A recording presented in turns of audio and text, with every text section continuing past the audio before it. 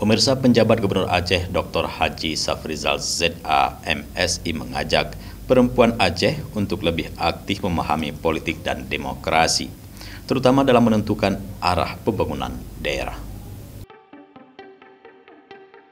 Menurut Safrizal, perempuan memiliki potensi besar untuk memberikan kontribusi positif dalam pengambilan keputusan. Dalam perannya sebagai pendamping, perempuan dapat mendorong pasangan mereka untuk membuat keputusan yang tepat dan bijak.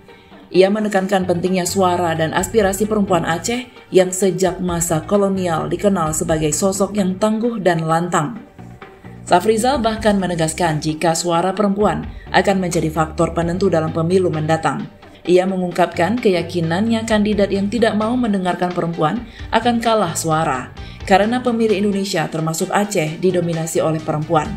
Hal itu diungkapkan saat pembukaan Duk Pakat Inong Aceh ke-5 yang diselenggarakan oleh Balai Syura Ureng Inong Aceh yang digelar di Asrama Haji Banda Aceh Selasa 29 Oktober 2024. Acara itu mengangkat tema mendorong peningkatan agensi dan partisipasi bermakna perempuan Aceh dalam kepemimpinan baru Aceh dan Indonesia.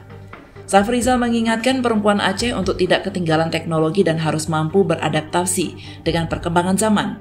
Ia menyebut bahwa perempuan adalah pilar peradaban yang memiliki peran besar dalam membentuk karakter generasi muda. Safrizal berpesan agar perempuan tetap menjunjung tinggi kesopanan dan ketangguhan tanpa kehilangan kelembutan, menghindari kekerasan dan tetap berkomunikasi secara santun. Ia mengingatkan agar jangan ragu untuk menyuarakan aspirasi dan ikut berperan dalam pembangunan Aceh. PJ Gubernur juga berharap perempuan hingga ke pelosok pedesaan dapat berpartisipasi aktif dalam pembangunan Aceh tanpa mengalami diskriminasi. Dari Banda Aceh, Tim Liputan Aceh TV melaporkan.